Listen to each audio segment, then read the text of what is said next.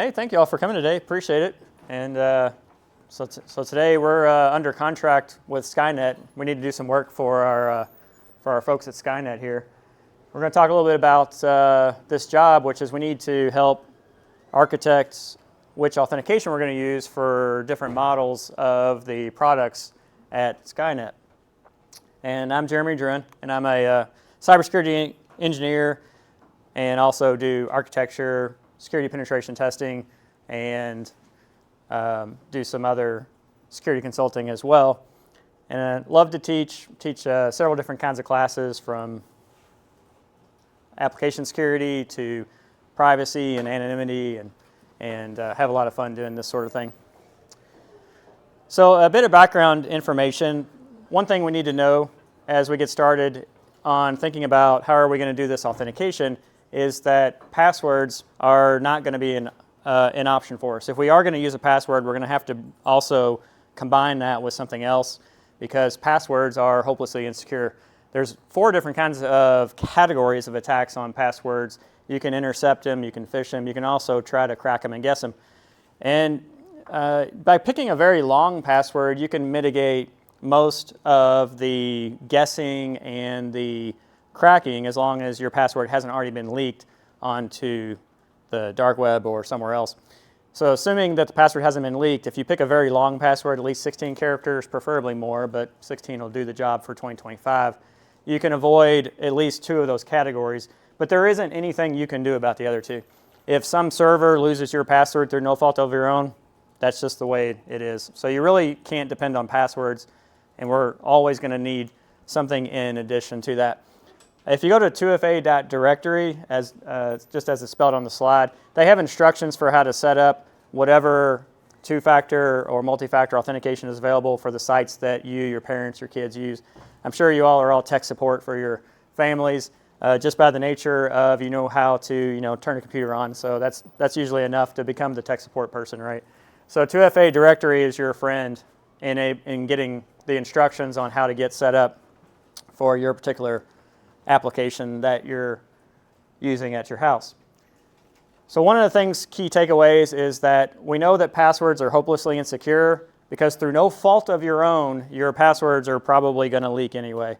Now the good news is you don't have to worry about asking people to rotate their passwords or complexity. The upper lowercase, digit, symbol, hieroglyph, blood type. That doesn't really help that much. It's all about making sure you have a long password. Bit more background on some technical terms. So we'll talk a little bit about authentication factors, and then we're going to talk about how to measure the strength of authentication. We need some kind of a yardstick to know how good the authentication is. An authentication factor is a category of a way to log in. Passwords fall under memorized secrets.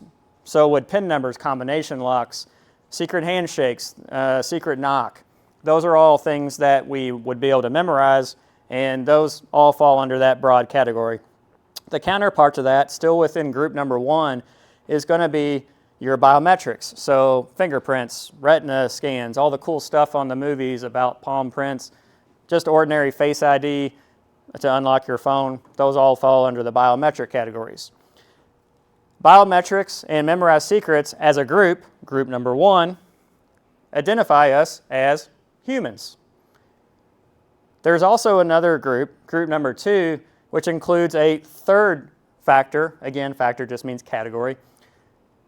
And this is possession-based authenticators. So think about anything from your house key, garage door opener, the phone in your pocket if it's running an authenticator app or can receive messages like text messages.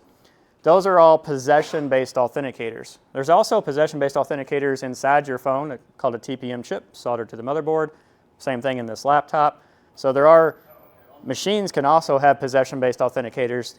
These are not only relegated to humans. Machines do have group 2 possession-based authenticators. So now we have 3 categories: memorized secrets, biometrics, and possession-based authenticators. We group the memorized secrets and the biometrics into group 1, and then we're going to put the possession-based into this group 2. So group 1 and group 2. So now we know that group 1 authenticators can only be used by humans because they're the only ones that can memorize something. Computers can't really do that. They have to write everything down. If you're not really sure about that, just pull the electrical plug out of the wall. You'll see what I mean. And also, we know that only humans can have biometric characteristics, fingerprints, Face ID, and those sorts of things. So now we need to talk a little bit about what is a strong authentication factor, because we have all of these choices to pick from the secret knock to the password in a memorized secret. We have, in biometrics, we have fingerprint, Face ID, palm prints, and then in the possession-based authenticators, we have house keys, garage door openers, phones, FIDO keys.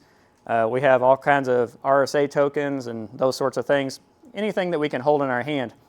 But within these categories, there are clearly shades of gray, right? There's good, better, and best. How do we know if we are using what would be considered in this year, 2025, a strong authenticator? And I do specify the year because over time, as you can imagine, the bar continues to ratchet up, doesn't it? Because obviously hackers and others will be able to come up with new ways of getting around these factors over time. And so gradually they get a little bit weaker each year, and we've got to raise that bar up on what is now considered to be strong. So it's a moving target.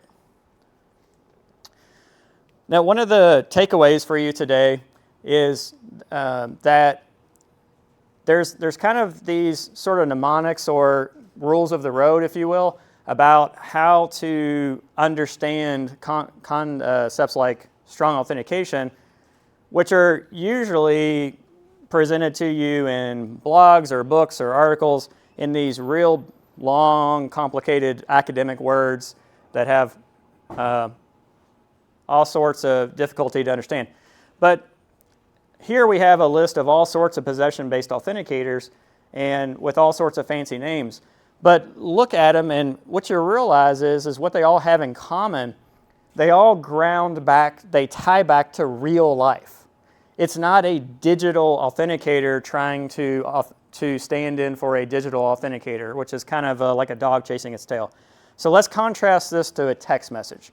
You may have heard text messages are a rather weak form of authentication by today's standards, and you're starting to hear different groups come out and say, don't do that anymore, don't use text messages. Why is that? Why pick on text messages? Why not USB tokens?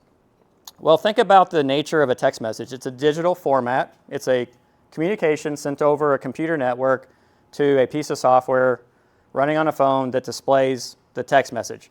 So it's essentially just a digital transmission. That's all it really is. Whenever we're trying to use something like a digital transmission to authenticate a digital identity, we essentially have a digital resource trying to authenticate a digital resource. It is sort of, again, it's the idea that you're not really getting anywhere, right? You're never really actually tying anything back to the physical world where we can finally ground into something real to say, okay, ultimately my authentication ties back to this object that I can show you in real life. What all of these possession-based authenticators do, they all exist in the real world. These are physical objects. You can hold these in your hand. So when you're trying to think about, well, I don't really know every single authenticator out there, and then even within all the different types, there's 10 different brands of every one. There's hundreds of choices and thousands of combinations, and I just don't know all those combinations. You really don't need to. You just need to know these little tricks that architects use, like make sure that your authenticator ties back to something in real life. That gives you confidence that, hey, this is not just a digital figment trying to prove a digital identity. So knowing that strong authenticators tie back to real life, physically anchoring the digital identity into the real world, we can have more confidence that our solution that we pick is a strong authentication. And one of the aspects of strong authenticators that is a consequence of this grounding to real life is that they tend to be phishing resistant. Whenever you have authentication that's purely based on some digital process like receiving a text message or typing a password, the problem with those is that because they are digital in nature, they can be spoofed. They can also be captured. digitally, right? So think about trying to capture someone's garage door opener. Can you do that using a computer? I mean, putting aside garage door openers that are on the internet, I guess, right? By the way, I wouldn't do that. That doesn't sound like an awesome idea. Do you really need your garage door opener on the internet? Probably not. You can probably click the button. You're good, right? But, you think about a physical garage door opener, the rectangle that you hold in your hand, or nowadays they're even smaller, the size of key fobs, right? Like, how would you digitally intercept that using a computer? You really can't, right? It's just a physical button that has to be clicked. There's no network connectivity to it. There's no, it's not transmitted over the internet, so there's not really a way to easily phish that. Now, if you expand that concept to physical authenticators like FIDO tokens and using your fingerprints and things like that, it's difficult to phish those kinds of things because the very nature of them is that they exist in the physical world, that they're not just an idea or a concept. So it's not that strong authenticators are strong because they're phishing resistant. They're phishing resistant because they tie back to real life. Now let's talk a little bit about having a yardstick to be able to measure, well, how strong is strong? And again, it's a moving target. So we have to take into account that what was good enough back in 2020 is definitely not going to cut it this year, now that we're 5 years later. So we need some way of sorting out the shades of gray to say, these are good, these are better, and these are best. And then when we're presented with a choice, so say you go to today, you decide, all right, this is a good talk, and I'm going to go ahead and I'm going to start by putting multi-factor authentication on my email. So your email, of course, is online. You want to put MFA on that, and you want to start with your email. You might say, oh, wow, that's weird. He didn't tell me to start with my bank account. Everybody always tells me to put MFA on my bank account first. No, start with your email.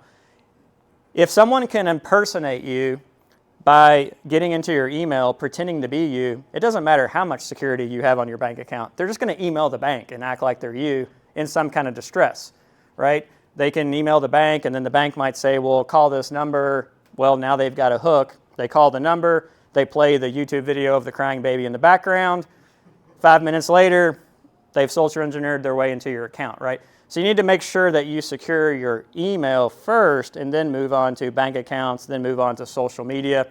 And for all the other accounts that you don't care about, don't forget to just delete those accounts. A lot of folks are leaving some of their old accounts open because they're not in the knitting club anymore, or their kitten grew up to be a cat, and so they're no longer on the kitten forum anymore. And they totally forget that you need to shut those accounts down and delete them, because what can happen is those get hacked into. The adversary starts posting objectionable material that you would never want associated with your name. And they send you a communication saying, you can pay us some money, or we're just going to keep doing it until you pay us some money. And then the material gradually gets more and more concerning until you finally decide to do something about it and pay them. So you don't want to set yourself up for extortion. You want to make sure if your account is not important enough to put MFA on, no worries, just delete the account and move on. So with this yardstick here, it's a bit crude, right? It's like 1, 2, and 3, not very clever, I suppose. Level 1 is insecure. So that's where a password would fall, or a PIN number. This is a very low confidence level that the person who's giving the password or the PIN is actually who they say they are. Maybe they are, but you really have no idea. There's no way to be sure at all. So assurance level 1 is what we would consider to be bad if you're trying to put labels onto these levels. We have level 2, which is, it's all right. So this is the world of passwords combined with text messages. Certainly better than a password by itself. No question. If that's the best you can do, take it, right? If that's all the site offers you, if you go to 2FA.directory and 2FA.directory says, well, for this platform, best you can do is password with a text message, great. Just take them up on that offer. That'll at least get you, okay, and that puts you into what we call weak MFA. Sometimes it's called 2FA or 2SV, lots of different acronyms out there. And there is a difference between two-factor authentication and multi-factor authentication that I'll show you all here in just a second. Level number 3, we have very high assurance that the entity that is authenticating, that's logging in, it's probably them. There's a really strong chance they're authentic. And we can believe that it's the actual person that we think it should be. This is the world of strong multi-factor authentication, sometimes just called MFA or multi-factor authentication. If we're going to do this job for Skynet, we're also going to have to consider how do people log in, or how can they log in? There are choices, and contrast that with, well, how do we do the same thing with a machine? Because a machine doesn't have fingerprints. A machine doesn't have memorized secrets, so they can't do group 1 authentication.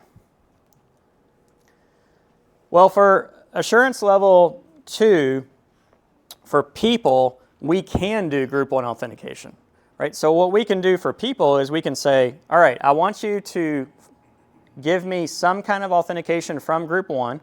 So that's going to be low, medium, high. Low would be password. And then your medium to high is going to be your biometrics. So you got your fingerprints and Face ID, which are much, much better than a password. So sure, no matter which one you pick, you're still within group 1, but we can say that within that group, fingerprint, much better than password, right? So there's shades of gray inside the group. And then we need to do a group 2 authenticator. Now I want you to note a key phrase here, followed by. The difference between 2FA and MFA is in this phrase here, followed by. There's no connection or correlation between the factors when you're doing 2FA. You give a password, a moment later, you type in a PIN number that was texted to you. There's no connection between those two. A hacker could steal your password on Tuesday by getting it off the dark web. They could then SIM swap your phone on Saturday, or even just social engineer the local phone store, right, to get the text code, and they could do that on Saturday. Or they could do it the other way around, right? They could somehow SIM swap your phone or sweet talk the store into switching your SIM card over on 2 weeks ago, and then they could steal your password today, or just guess what your password is, or get it off of the dark web. See, there's no connection between those two factors, is there? They're not reinforcing each other. That's assurance level 2. To get to assurance level 3, you use one of the factors from group 1 to unlock the possession-based authenticator in group 2. Microsoft Authenticator app. Face ID unlocks the app. You can type in the 2-digit code called a numbers matching MFA. Look at the app again. You had to unlock the app just to even use the app. So you see how they're connected together. They can't be attacked separately.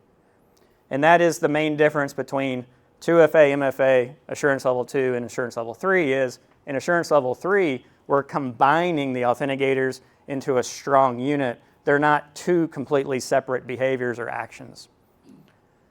So with assurance level 2 and two-factor authentication, we know that we can use either a memorized secret or a biometric being better, and this proves that you're a person. It proves that you're you.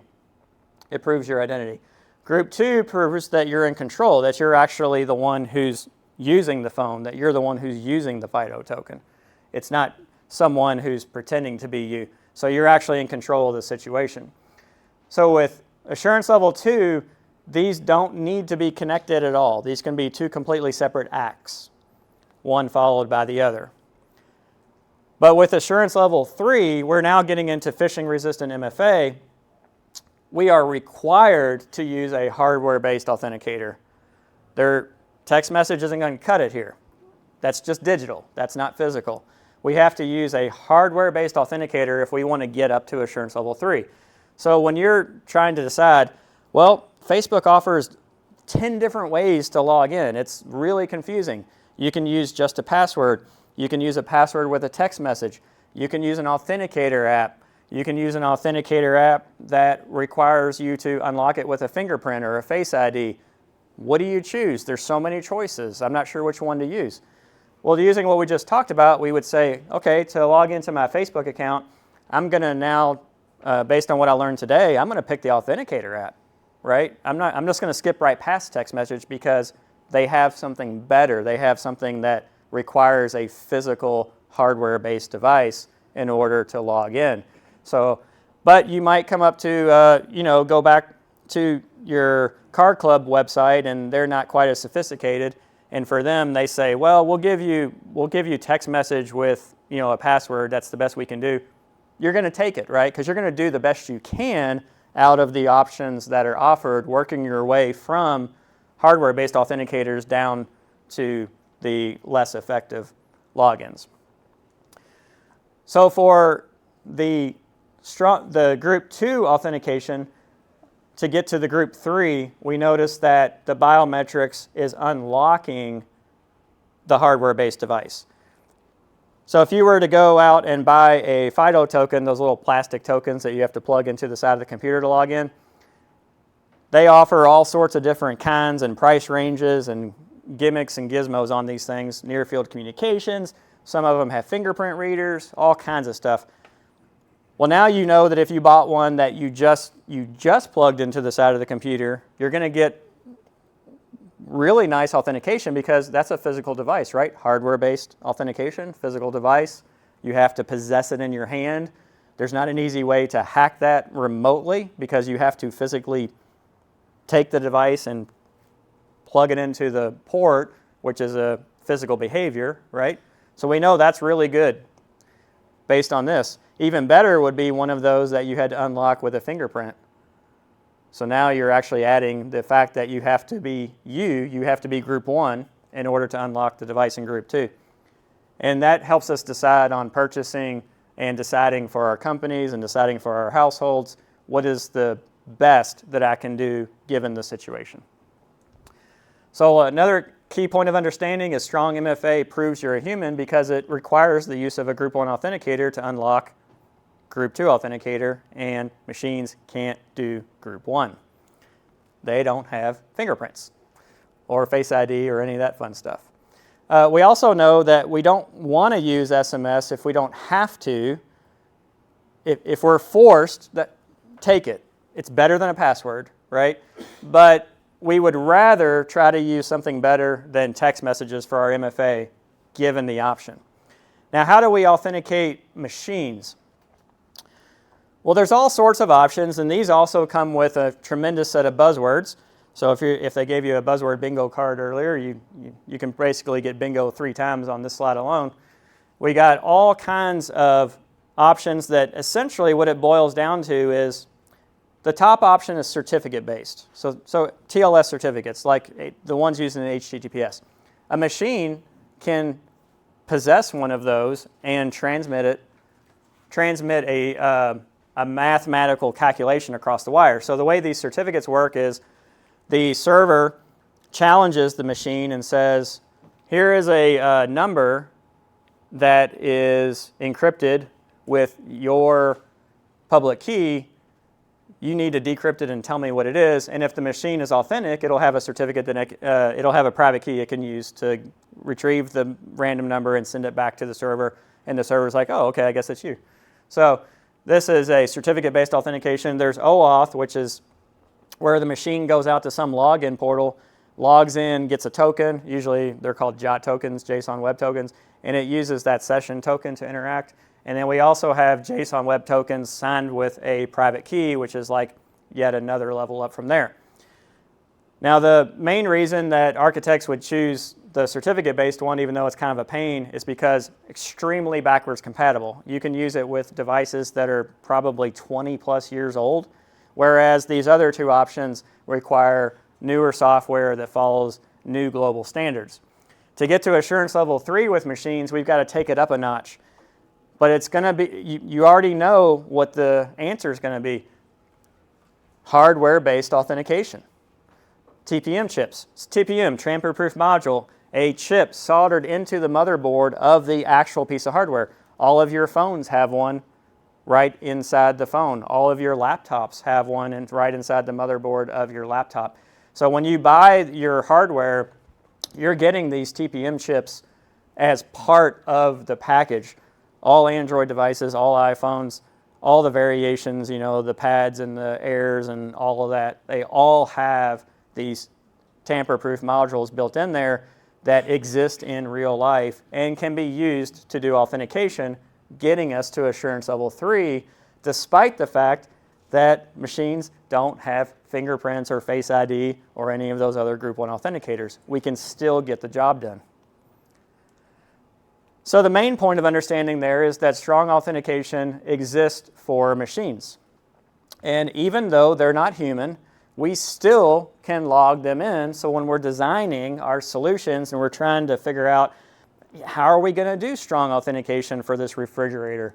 How are we going to do strong authentication for the Hulu box, right? And maybe that's not a good example because I think they use passwords, but they're not super well protected. But the idea is that these can be challenging problems because as humans we all have the human experience. We can work off of that to solution logins for people fairly intuitively. But when you're sitting down and you're scratching your head about, I just bought this new IoT device for my factory, or I just got this new Gen AI system that eventually we're going to start doing agentic AI with. Those aren't people, right? How do you do strong authentication for these kinds of agentic systems and so forth?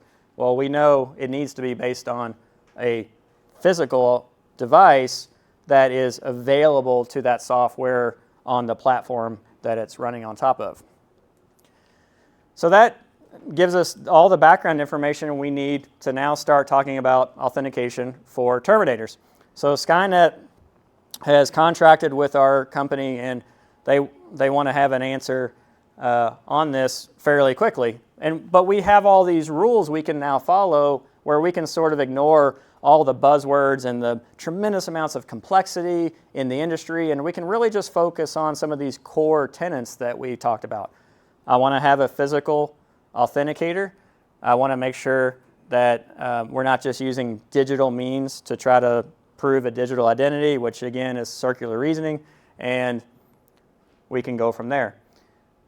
So there's some different things that we can agree on with Skynet. John Connor, awesome leader, right? And Skynet definitely agrees with that. Definitely want to put strong authentication on your time machine. It seems like no end of chaos happens when those things get out of hand. And we also want to make sure that our digital identities are strongly authenticated so that they can't be hacked into. So some of the questions we'll have to think about is, when can we use phishing-resistant MFA? Well, we know that requires a Group 1 authenticator, so that's essentially going to be with a human or humanoid. When do we have to use machine-to-machine authentication?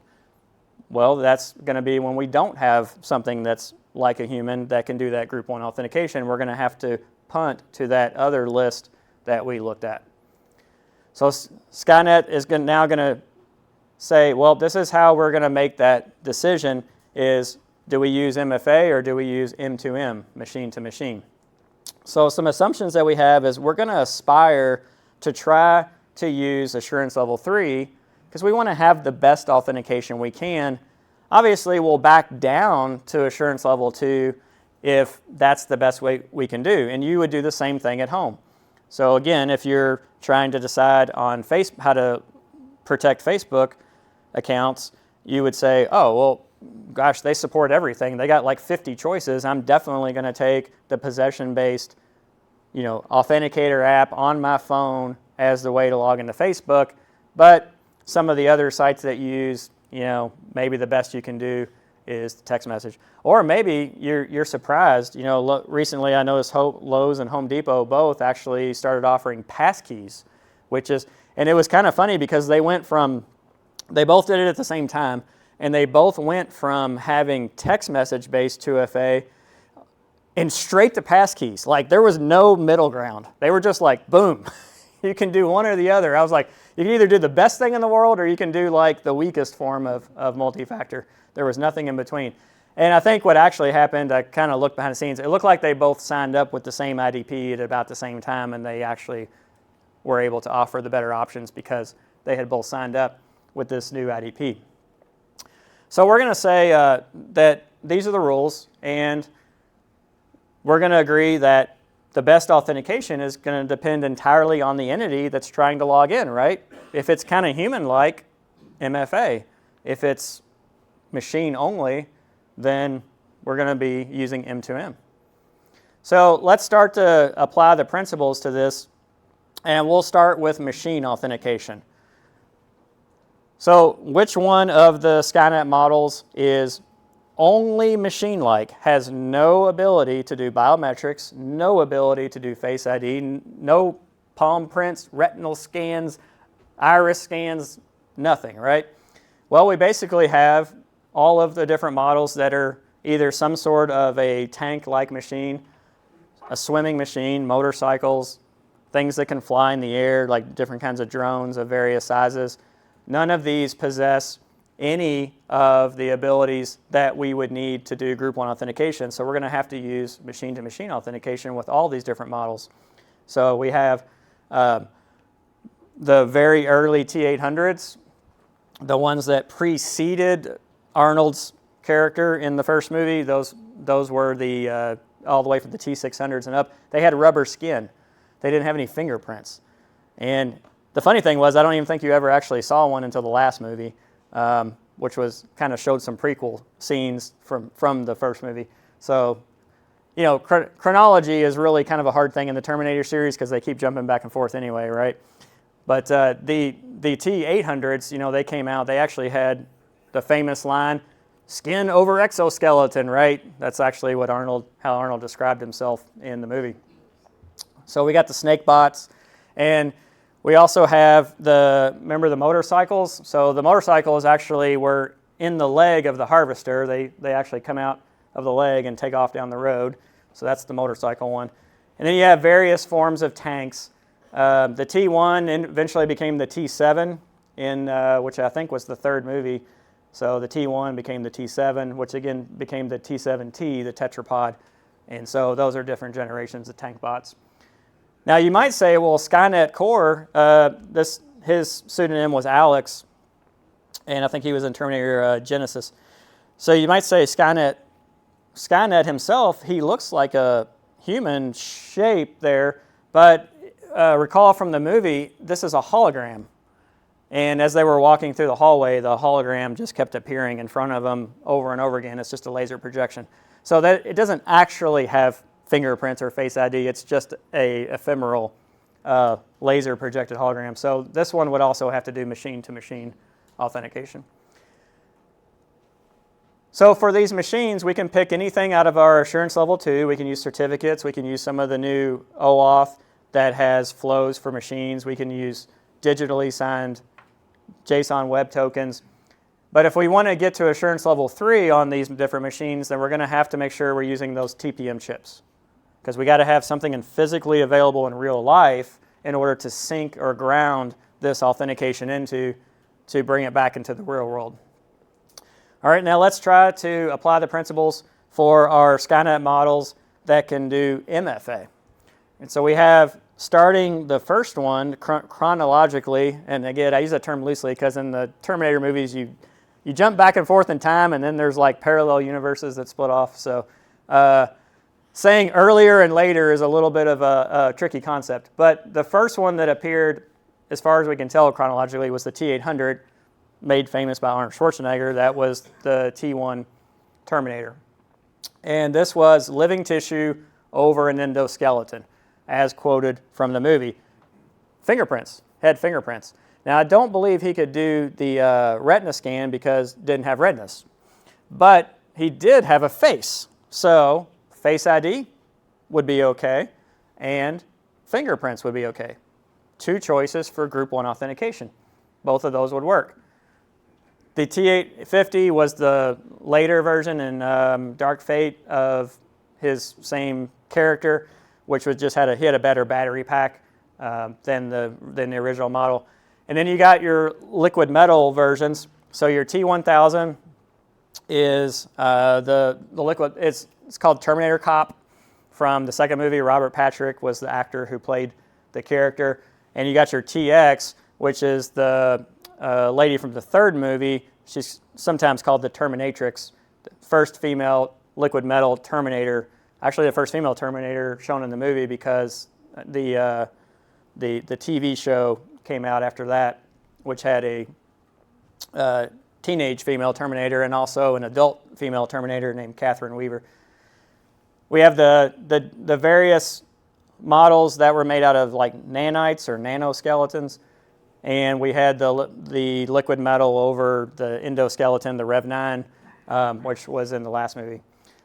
So these different characters, if you look at them, something they all have in common is fingerprints. They got fingerprints. They also have realistic faces that would pass over a Face ID. And the liquid moly versions even had eyes, retinas, so they could even do retina scans. Now the 800 didn't have the retinas, so that wouldn't work very well. But everybody else had actual, even down to the eyeballs, right? They were very much humanistic and would be able to do group 1 authentication, meaning we can bring in multi-factor authentication for these models. So for all of the previous models before this, we're going to do the M2M authentication, and for these models here, we're going to use the same authentication that you and I would use. For 2-factor, we can do group 1 followed by a group 2 authenticator, and for assurance level 3, a group 1 authenticator can unlock a group 2 authenticator, which is the key difference between 2-factor authentication and multi-factor authentication. So we have strong authentication available for all of the different systems. It's not a matter of sacrificing, or say you're working at a company and you're thinking, well, how do I run this robotic process automation, or how do I run this agentic AI? I guess I'll just have to turn off MFA for it, and I guess I'll just have to use a password with it because it can't do MFA. Well, you're right, it can't do MFA. Agentic AI cannot do MFA.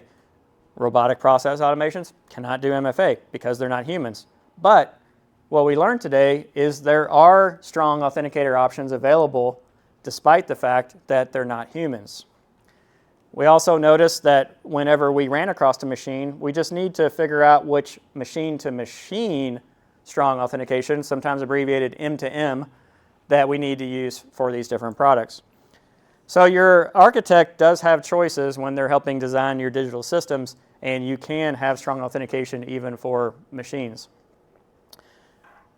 And that is our last key point of understanding before we go on to our quiz. So, I didn't tell you all there was going to be a quiz? Ooh, my bad. All right. No worries, it's fun. So this is our first question, is what kind of authentication would we use for this model of Terminator? So I heard a little bit of M2M. Yeah? Okay. It looks kind of old. What kind of M2M do you all think would be good? Was there a kind of M2M that was backwards compatible up to 20 years old? Certificates. Yeah, certificate-based authentication, right? So this model looks pretty old. Definitely a machine. Definitely does not have Face ID or fingerprints, for sure. Does have pretty good jet engines, I would say. Those are monster-sized engines for a drone. And yeah, so I think that's a good answer. I think we could definitely use certificate-based M2M. Maybe it can do some of the newer versions. I guess we have to read the manual, but certainly that one. All right, how about this model here? What kind of strong authentication can we use for this model? MFA, for sure. Specifically, what kind of MFA what options do we have, you think? We can use Face ID. We can use, yeah, for sure. Now, it said retina scan. I like your answer. Why can we use retina scan for this model? Does anybody know? Because with the Arnold model, that's the T800, you can't do retinas because he doesn't have any. Right? So why can we do it with this model? What's special about this model? This is the TX model. It's in the third movie. Has eyes, yeah. Do y'all remember why they have eyes? So the way this model worked, it's liquid moly over endoskeleton, right? Susceptible to magnetic attacks because the magnets would pull her apart. Although she narrowly escaped by sawing the electrical cable in half to get out of there. But the reason this one has eyes is because it's liquid metal, and whenever she touches a human, she downloads their DNA from the touch and is able to use the DNA to build eyes, right? To build the actual eyes of the person. So, yeah, kind of fun to figure out, like, why does it have eyes? Like, how come Arnold didn't have eyes and she has eyes, or it has eyes? Well, because it's liquid metal and it was using the DNA to replicate the cellular structure of the person. So, yeah, you all did really well. Those are great answers, and 100% everyone passed the quiz perfectly. So I think we have just about 7 minutes for questions. I'd be happy to take those at this time. And feel free to ask any questions about any kind of authentication that you're wondering about for personal life, family, home, parents, kids. Yes? In a world where the terminators can replicate our biometrics, what kind of multi-factor do humans need to rely on? Yeah, so for the advanced models, they can mimic us perfectly, right down to the DNA. So there's really there isn't any way to avoid getting basically circumvented by the TX or the T1000 because they can perfectly duplicate you right down to your cellular structure. Also, there was so Marcus Wright was an actual human who was turned into a Terminator, right? So that one, he's just himself, but he was compromised from like within, right? So that's another one there's no way to get around. And I like this question because it brings up another core principle that we haven't talked about yet. There is no digital authentication or even digital security that can thwart a physical attack. If an adversary is able to physically attack your systems, there is no digital countermeasure for that. So you'll have to bring in physical security at that point because only physical security can thwart a physical attack. Yep, I would say the models that you would be relatively safe from would be from them impersonating you, not really safe from in any other way, would be the T800 would not be able to mimic you because it had fingerprints, but it couldn't change them. It was growing its own skin over the endoskeleton skin. It wasn't like the liquid metal models where it was creating the skin from scratch. So yeah, TX and T1000, we'd be in big trouble. There's no defense against those. The Rev 9 also had liquid metal. That was the Terminator that could split into two in the Dark Fate movie, and somehow Sarah Connor was able to hit him with a rocket at close range. It was a miraculous shot, but hey, it's Hollywood, right? So, all right, what other questions do we have? Or you can ask questions about the Terminator movies as well. I watched them like 50 times getting ready for this talk, so it's fresh. Yes? What's your favorite Terminator movie or media? I think probably the second one is my favorite Terminator movie. That was Terminator Cop, Robert Patrick, T1000 model, because that one I thought was so clever to come up with the idea of the liquid metal Terminator. I just thought that was like the most clever thing ever. And if you noticed, all the movies that came after the second movie, they never actually came up with any new ideas, right? They were combining all the ideas that are, right? So the TX model combined the T800 with the T1000 into the TX, but they never really came up with any new novel ideas after T2. So T2 I think still remains my favorite for just so clever at the time. Yes? How do you feel about quantum coming into play? Well, quantum is going to cause us to have to shift to using what are called QS or quantum safe algorithms. And right now, the best information we have is we need to be doing that by 2030, so we have about 4 years to get ready for quantum, according to the advice that's available right now. The quantum safe algorithms are already out, and you can already get TLS certificates with the QS algorithms.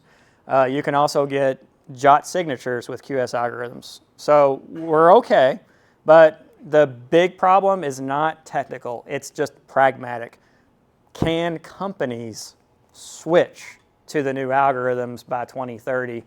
Are they even trying, quite frankly? Because switching to QS algorithms isn't really going to make you any money, right? It's just one of those maintenance things. It's like patching that you have to do. It's expensive, it's difficult, no one really understands it very well. You're probably going to need to bring in some outside help, someone that can help you, understand what to do. It's just a big pain, right? And there's not a lot of economic motivation for companies to switch right now. But it's coming quick. Yeah, about 4 years before we'll have to bring those to bear. Thank goodness the algorithms are there. You can tell that a digital certificate or a JOT token is using a quantum digital signature because it'll have a QS instead of ES or RS. RS is RSA, ES is elliptic curve, or EC, elliptic curve as well, and QS will be a quantum safes. So, yeah. Yes, sure. So if you are using biometrics, Uh-huh. like retina scan or fingerprint, that means that data has to be stored somewhere in order for it to be verified. Yeah. Someone scans Absolutely. their biometric data. So Where is it? Like, yeah, secure that and like prevent like a machine from grabbing that and maybe plugging that in. Yeah, great question. Or even, is it safe, for example, for you to use your biometric on your phone at your work? Is your work spying on you? Are they getting your fingerprint, right? Great question. Fortunately, your biometric data never actually leaves the device that you're using it on. It's stored not even as biometric data. It's actually stored as a fingerprint or a representation of your data, and that is stored in that TPM chip on that device. So as it turns out, it's a little counterintuitive at first until you know how it works, but that's actually one of the most private ways that you can authenticate because the information never leaves the device in your very hand. So as long as it's and this is something that kind of confused some folks even at my work where I was explaining, hey, you've got a company phone and you got a personal phone in some cases, right? Which one is more private? Well, I want to log in with the company phone because I don't want them to know anything about me. Well, actually, if you don't really want them to know anything about you, you use your personal phone because the biometrics never leaves your own personal phone. You never turn that phone in.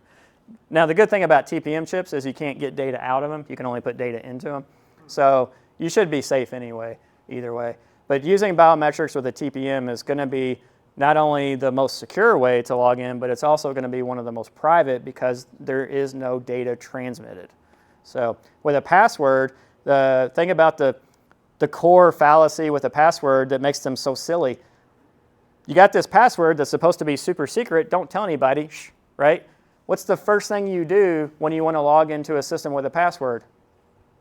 You type it in and send it to the server, right? The very thing you were told not to do, you did just to use it, which was share it. So passwords, they're completely insecure for a lot of reasons, and that's just one more reason why. So great question. All right, I think it's time to go visit vendors right now, and thanks very much for attending my talk today. Appreciate it.